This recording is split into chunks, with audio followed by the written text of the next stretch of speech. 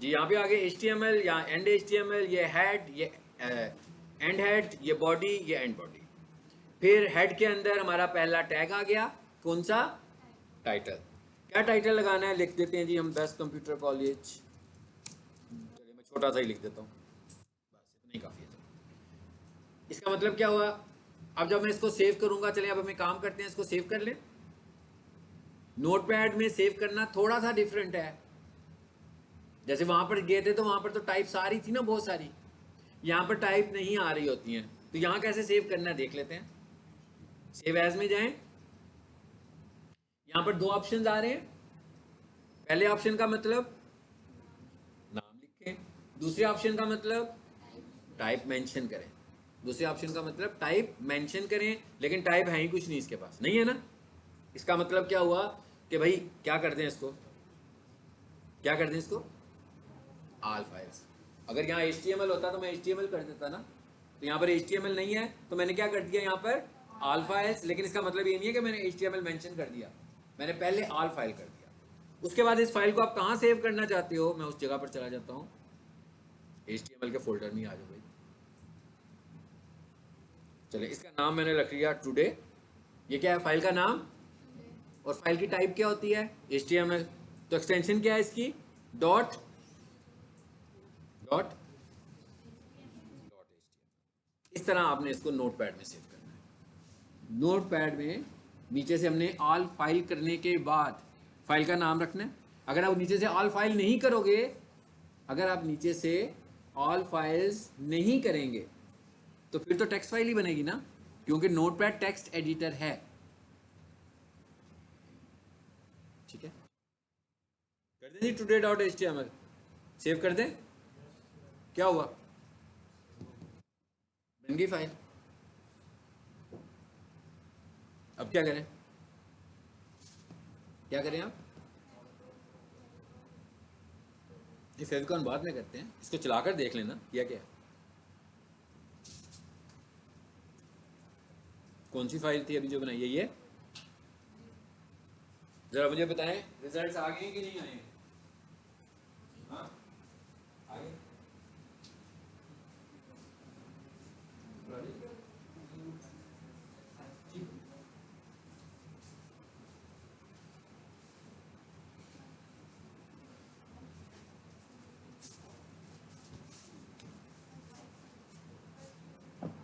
जी बन गई है फाइल क्या नहीं बनी है? इस फाइल ने क्या करना था? इस फाइल ने, स्क्रीन पर देखें, इस फाइल ने क्या करना था? ये जो टाइटल बार है यहाँ पर नाम आना था, आ गया कि नहीं आया? यही नाम लिख कर आए थे ना बेस्ट कंप्यूटर कॉलेज, यहाँ पर नाम आ गया।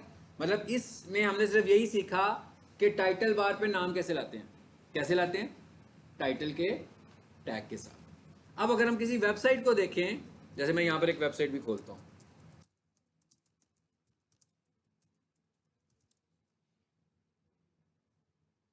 इस वेबसाइट को खोलें।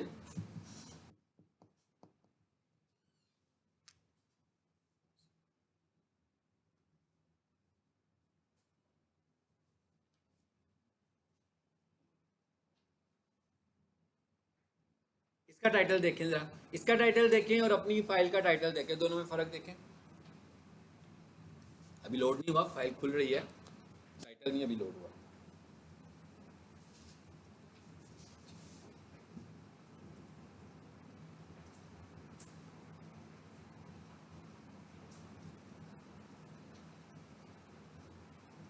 लोड ही नहीं हुआ। हाँ, क्यों नहीं लोड हुआ? चलें किसी और को देख लेते हैं। हो गया, अब हो गया, हो गया। अब उसके टाइटल में और हमारे टाइटल में क्या फ़र्क है? टेक्स्ट तो उसमें भी है, हमारे में भी है। उसके में एक तस्वीर भी आ रही है, हमारे में नहीं आ रही है। तो ये जो तस्वीर है, अब आप ये देख रहे हैं कितनी छोटी जगह है ये।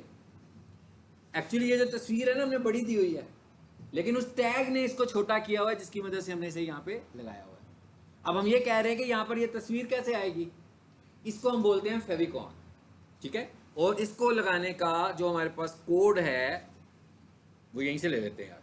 कंट्रोल यू करने से क्या होता है, कौन बताएगा? कोडिंग आ जाती है। तो भाई इसी का कोड कॉपी कर लेते हैं। आ गया फेविकॉन, ये देखें, मैं इसी को कॉपी करता हूँ।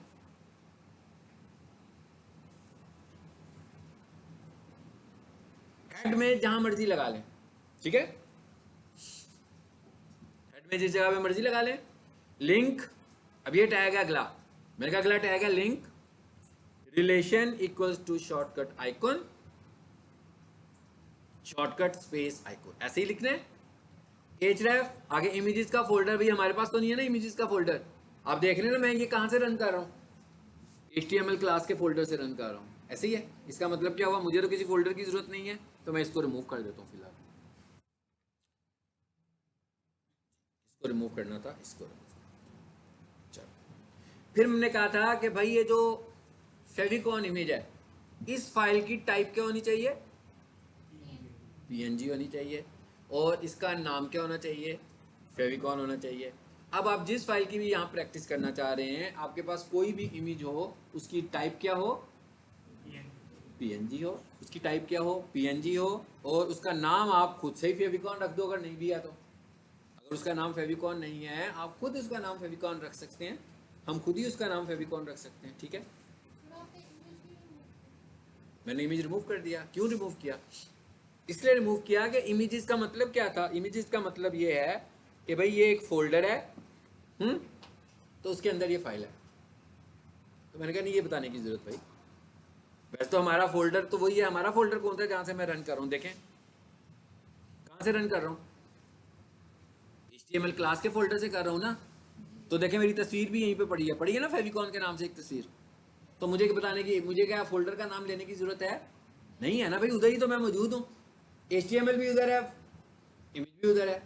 हाँ, अगर ये इमेज किसी और ड्राइव में किसी और फोल्डर में पड़ा होता तो मैं उसका रास्ता बताता ना, तो ये मुझे बताने की ज़रूरत नहीं है अभी के लिए।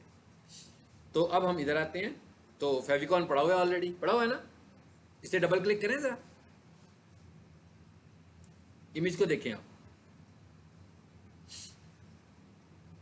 बड़ी तस्वीर है, मैं क्या बड़ी नज़र आ रही है ना यहाँ पे तो ये तस्वीर, लेकिन जब मैं इसको यहाँ लगाऊंगा तो फिर देखते हैं क्या होता है इसके साथ, ठीक है, यही नाम है, इसको भी सेव कर लें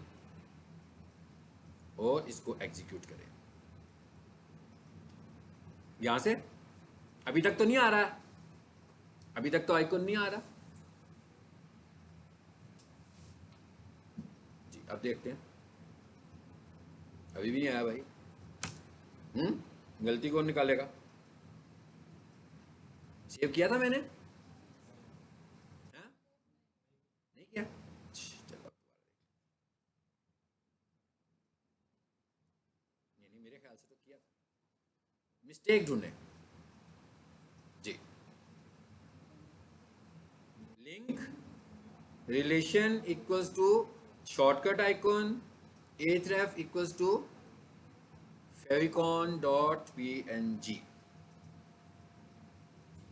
हाँ मिस्टेक है, बताइए जरा क्या है, कोई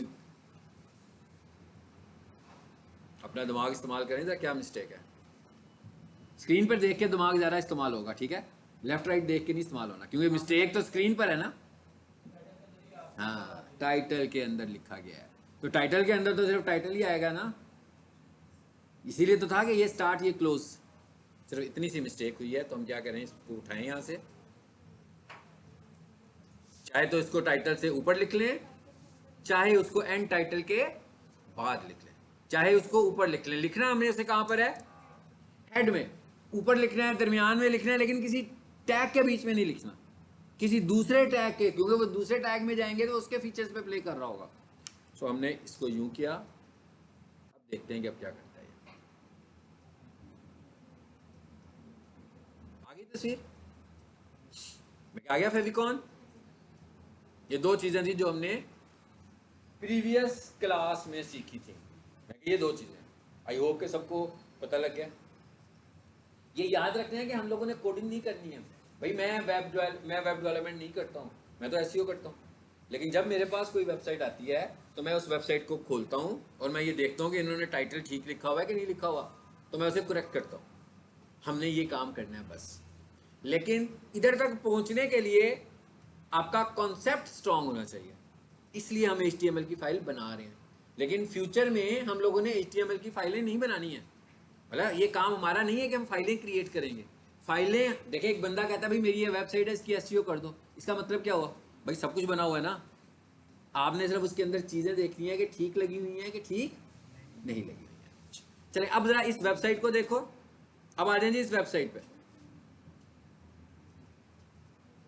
अब बताएं, आप मुझे बताएं जो जो कुछ बताना है, ठीक है। आप क्योंकि न्यू स्टूडेंट है ना, तो एक दो दिन में कंफर्टेबल हो जाएंगे। पहले दिन किसी को भी कंफर्टेबल नहीं होना चाहिए, ठीक है ना, कि इतना बड़ा न्यूटन तो होता नहीं है कि पहले दिन ही सब कुछ समझ में आना शुरू हो जाए। तो ईजी रहे, पहले दिन, दूसरा दिन, तीसरा दिन, एक महीने के बाद देखिएगा फिर क्या चेंज आ जाएगा। आहिस्ता आहिस्ता चीज़ें बेहतर होती हैं। तो आपको अभी भी कोई चीज़ क्लियर नहीं हो रही है तो आप मुझे बताओ, ठीक। हाँ बस ये बनाने की जितना पढ़ा उतनी प्रैक्टिस करनी है, सिर्फ यही करना था, बस हो गया।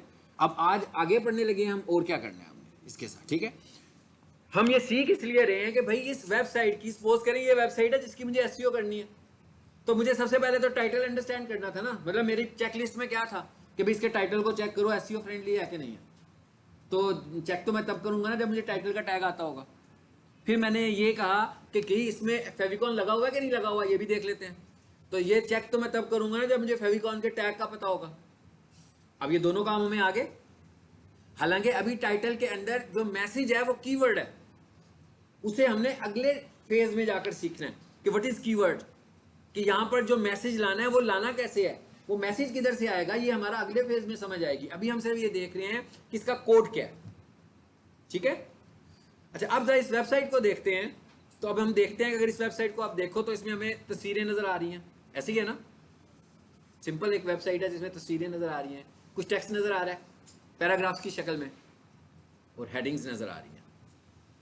ये हेडिंग है ना, ये माइक्रोसॉफ्ट वर्ड में लेटर लिखते हैं तो उसमें भी हेडिंग्स होती हैं, हेडिंग स्टाइल होते हैं। एक माइक्रोसॉफ्ट वर्ड में फॉर्मेटिंग होती है जिसमें आप खुद ही फोन बड़ा करते हो, कलर चेंज करते हो, राइटिंग स्टाइल चेंज करते हो। एक उसमें हेडिंग स्टाइल्स होते हैं, कितने होते हैं भला, किसी को पता है वर्ड में कितने हेडिंग स्टाइल्स हैं? माइक्रोसॉफ्ट वर्ड में हेडिंग स्टाइल्स कितने हैं? 26। 6, हाँ बिल्कुल सही है, 6 हेडिंग स्टाइल्स होते हैं भाई वर्ड में। वही हेडिंग स्टाइल हम यहाँ देखने लगे हैं, यहाँ पर भी 6 हेडिंग स्टाइल्स हैं। हाँ, जो माइक्रोसॉफ्ट वर्ड के हेडिंग स्टाइल्स हैं, आप समझो हम उन्हीं को ही डिस्कस करने वाले हैं। तो वहां पर 6 हेडिंग स्टाइल्स हैं, वही हेडिंग स्टाइल्स यहाँ पर भी मौजूद हैं। इसका मतलब क्या हुआ कि ये जो है ये हेडिंग स्टाइल होना चाहिए। हमने देखना है अभी कि ये हेडिंग स्टाइल होना चाहिए। मतलब अब हम किस जगह पर आ गए, हम पहली दफा वेबसाइट के अंदर आ गए, ऐसे ही है ना। पहले हम हेड वाले पोर्शन में थे, पहले हम कहाँ थे, डिजिटल मार्केटिंग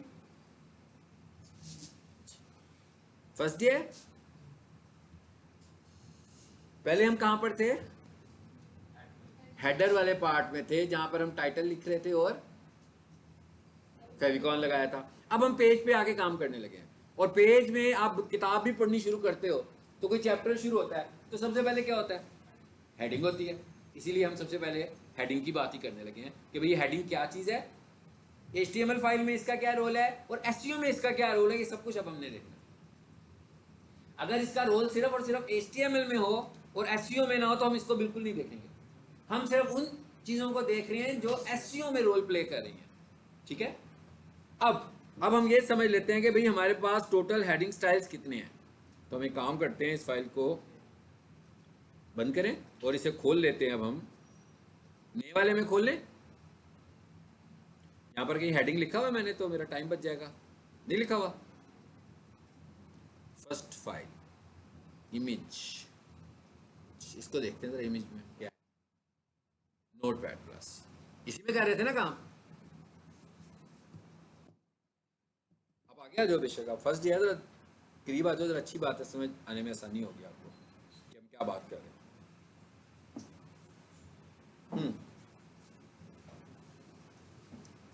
इसमें पैराग्राफ है, इसका मतलब क्या हुआ, ये कहाँ पे लिख रहे हैं हमें, सबको बताया बॉडी में, इसलिए मैं बॉडी में आ गया, बॉडी वाले पार्ट में हम आ गए।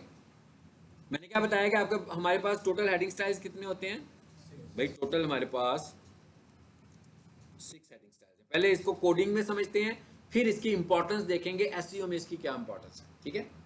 6 हेडिंग स्टाइल्स है हमारे पास।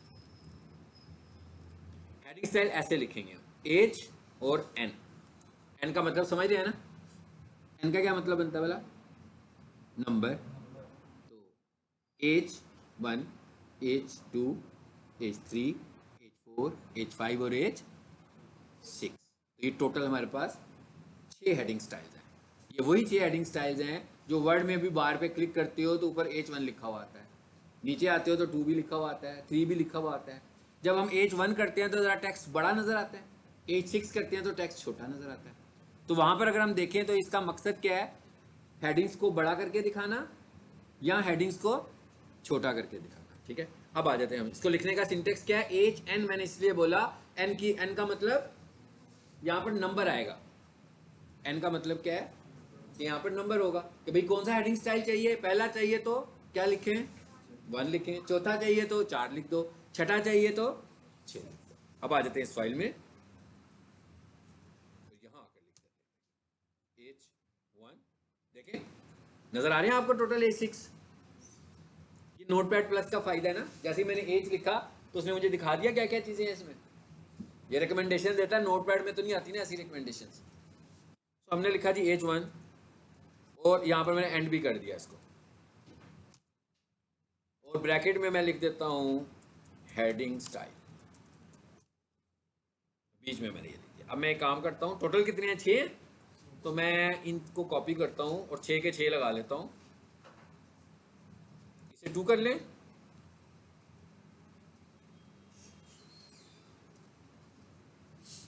अच्छा इसे 3 कर लें। करीब आ जाओ यार, मेरे करीब आ जाओ ना, इतनी दूर क्यों जा रहे हो, करीब आओ। उधर से क्या नजर आएगा, मुझे नहीं तुम नजर आओगे तो मैं ये स्क्रीन कैसे नजर आएगी। चलो करीब आएंगे तो नजर आएंगी ना चीजें। चलें जी H3 हो गया,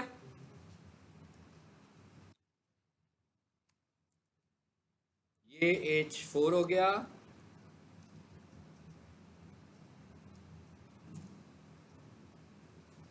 जी कितने रह गए, 2 रह गए। इसे H5 करो और H6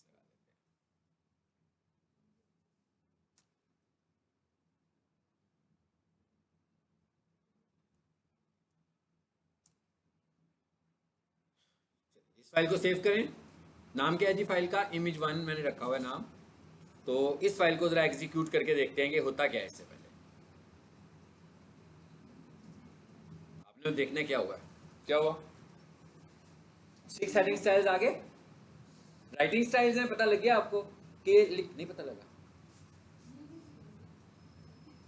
ये क्या है, लिखा हुआ आ रहा है ना बड़ा सा मार्कर के साथ लिखा हुआ है, हम नहीं समझे। हाँ ये उससे हल्का मार्कर है, ये उससे हल्का मार्कर है, यहाँ आकर बहुत ही छोटा हो गया भाई।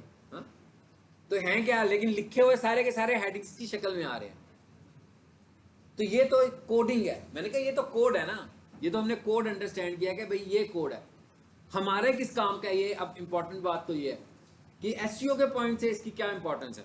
ये एसईओ में हम इसे क्यों देख रहे हैं, ये तो डेवलपर ने डिजाइन करना है वेबसाइट में हेडिंग कहाँ लगानी है कहाँ नहीं लगानी है। भाई ये बैकबोन है एसईओ की। सबसे बड़ा चेक जो लगता है ना वो हेडिंग स्टाइल के ऊपर लगता है एसईओ में, कि क्या आपकी वेबसाइट में प्रॉपर स्ट्रक्चरल फॉर्म में डाटा है कि नहीं है।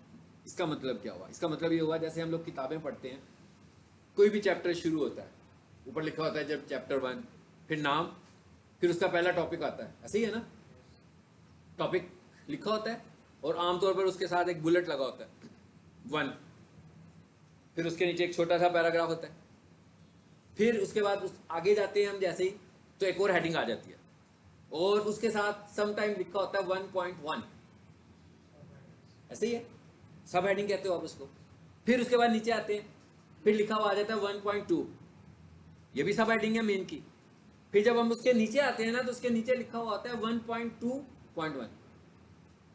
इसका क्या मतलब हुआ कि सब हेडिंग ऑफ सब हेडिंग, यानी कि सब हेडिंग की एक सब हेडिंग आ गई। अच्छा इस तरह करने से पढ़ने वाले को क्या फायदा हो रहा है, हो रहा है कोई फायदा, आसानी हो रही है ना। लेकिन आज तक क्या कभी किसी स्कूल में उन्होंने बच्चों को ये पढ़ने का तरीका सिखाया हो कि भाई बच्चे स्कूल में आते हैं जब पढ़ना सीखें तो उसे सबसे पहले बताएंगे भाई इस तरह पढ़ना है तुमने, ये हेडिंग है, ये सब हेडिंग है, ये सब हेडिंग की सब हेडिंग है, ये आगे से सब हेडिंग की सब हेडिंग। ऐसा कभी किसी ने बताया हो? हमने कभी ऐसा सीखा हो किसी से? ऐसा सीखते तो नहीं, कॉमन सेंस से ही ऐसा पता लग जाता है, मैं खुद से ही ये सारी अंडरस्टैंडिंग खुद ही मिल जाती है ना, मैं बुक्स पढ़ के। इसी तरह गूगल भी यही कह रहा है, कहता है भाई आपकी जो वेबसाइट है ना ऐसी होनी चाहिए कि लोगों को नेचुरल लगे, यानी उनको उनकी रीडेबिलिटी कंफर्टेबल हो, कि वो जब आपका टॉपिक पढ़ रहे हो तो उनको समझ में आ रही हो कि क्या पढ़ रहे हैं। ये कैसे होगा? ये होगा यूज ऑफ हेडिंग स्टाइल्स। कहता है भाई आपकी वेबसाइट का स्ट्रक्चर क्या होना चाहिए कि जहां से आपकी बात शुरू हो रही है, मेन बात, जहां से आप अपना मेन टॉपिक शुरू कर रहे हो, उसे आप क्या बोलोगे? हेडिंग 1, यानी वहां से हम लगाएंगे हेडिंग 1। हमारे पास टोटल कितनी हेडिंग्स हैं? 6।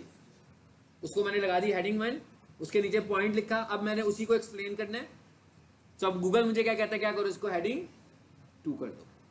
अब उसके अगर 3 टॉपिक्स है ना, तो हो सकता है मैं उसे क्या कर दूं, तीनों को ही 2 कर दूं, एज 2। तो अब मुझे पता लग गया कि भाई ऊपर जो है वो मेन हेडिंग है और नीचे 3 जो आ रही हैं वो सब हेडिंग्स हैं। पढ़ने में आसानी होगी ना। लेकिन ये आसानी हम यूजर को नहीं दे रहे, ये ज़हन में रखें। ये कंफर्ट हम किसके लिए कर रहे हैं? गूगल के लिए कर रहे हैं।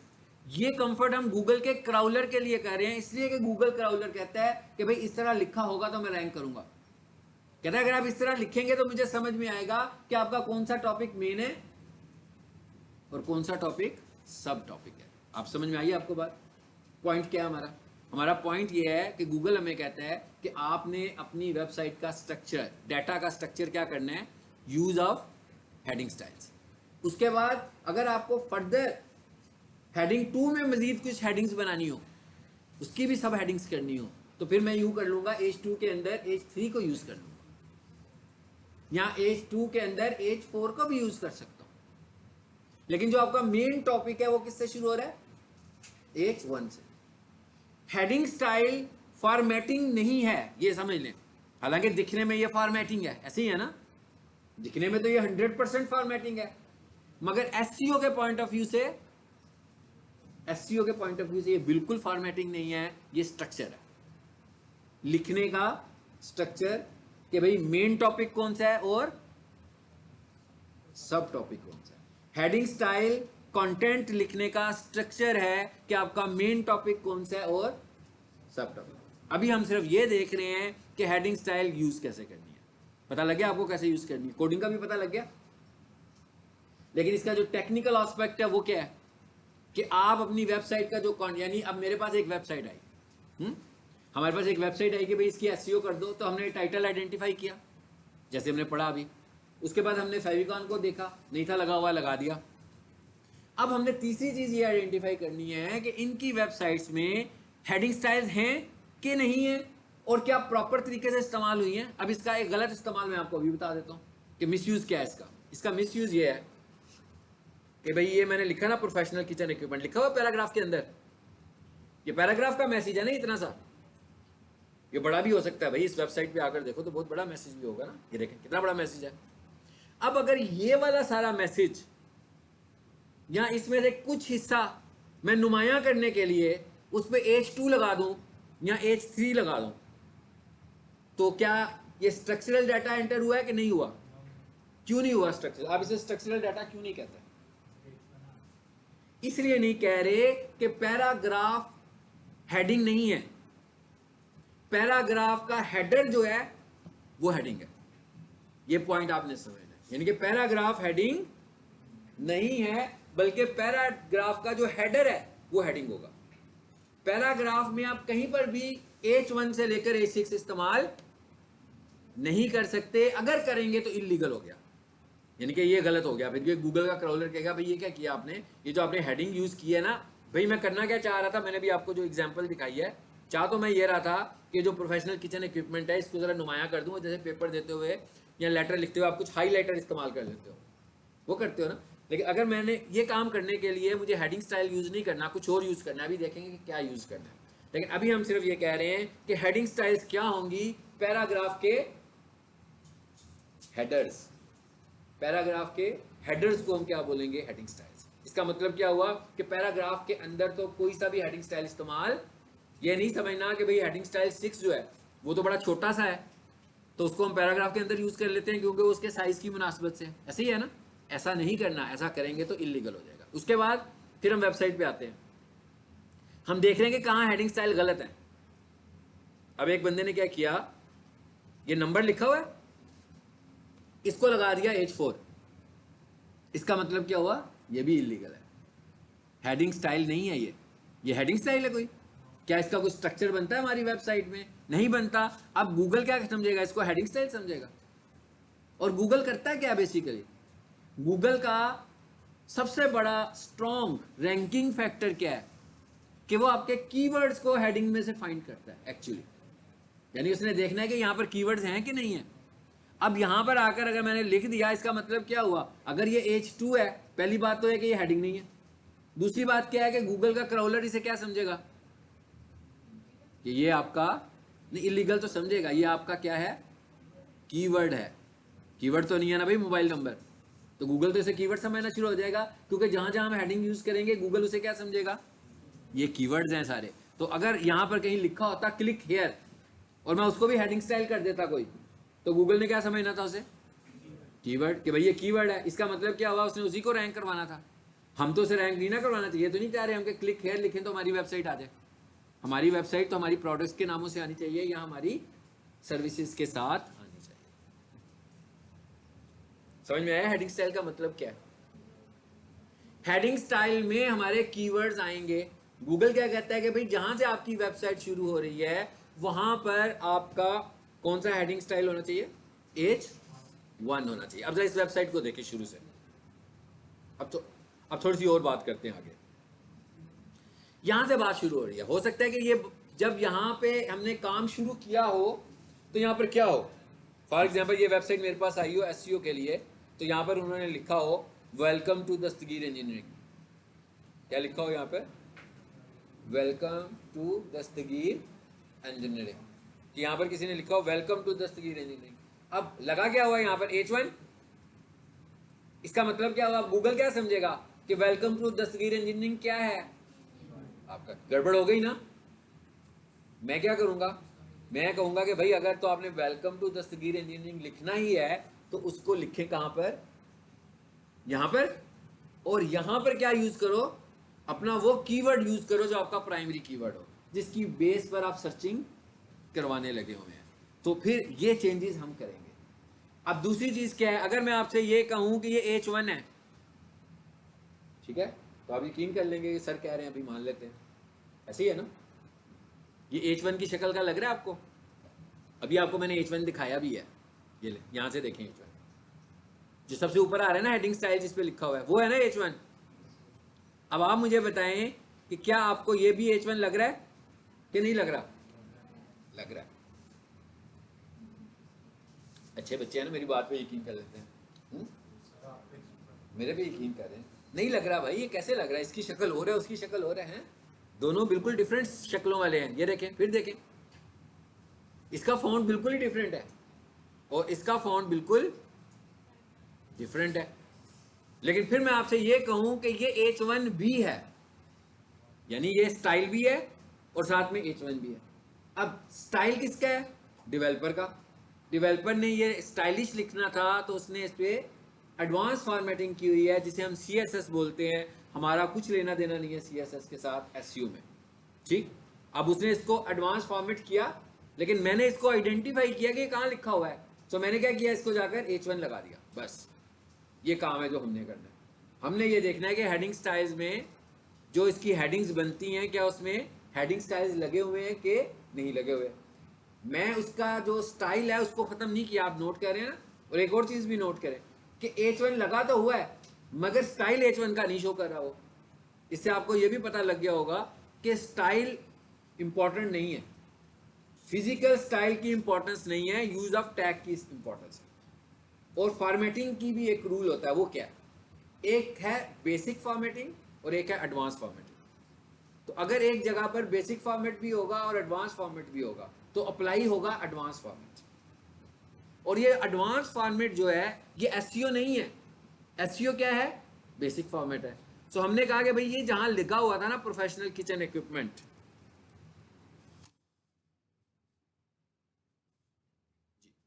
अब ये देखें काफ़ी जगहों पे आपको नज़र आ गया है। क्या किया मैंने, कोडिंग में आया हूँ, कंट्रोल एफ किया। कंट्रोल एफ क्या होता है, सबको पता है भाई, फाइंड का शॉर्टकट होता है, वर्ड में भी होता है, हर प्रोग्राम में ये होता है। तो वो मैंने टाइप किया तो उसने मुझे क्या कहा, मैंने वही टाइप कर दिया जो मैं ढूंढ रहा था। क्या ढूंढ रहा था जी, प्रोफेशनल एक आर्मी सवाल।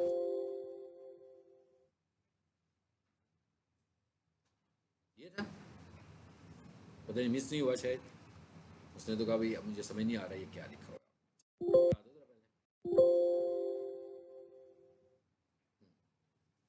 क्या कह रहा है, कितनी दफा है, 8 दफा है। जरा एक लम्हे के लिए देखिएगा, मैं उस जगह पर जा रहा हूं जहां पर मैंने आपको दिखाया है।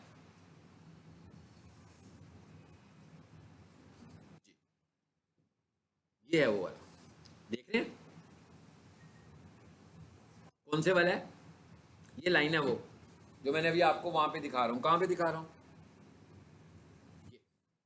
ये वाला जो टेक्स्ट है ये कहां लिखा हुआ है, ये इसका कोड लिखा हुआ है।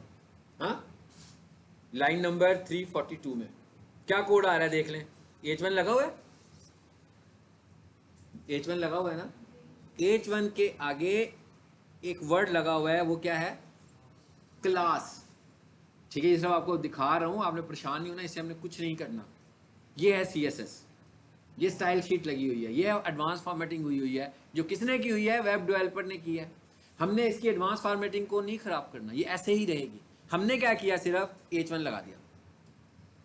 यानी ये जब वेबसाइट हमारे पास आई तो हमने क्या किया, इसको H1 लगाया। जैसे ही H1 लगाया तो हमारा जो SEO का फैक्टर था वो तो फुलफिल हो गया।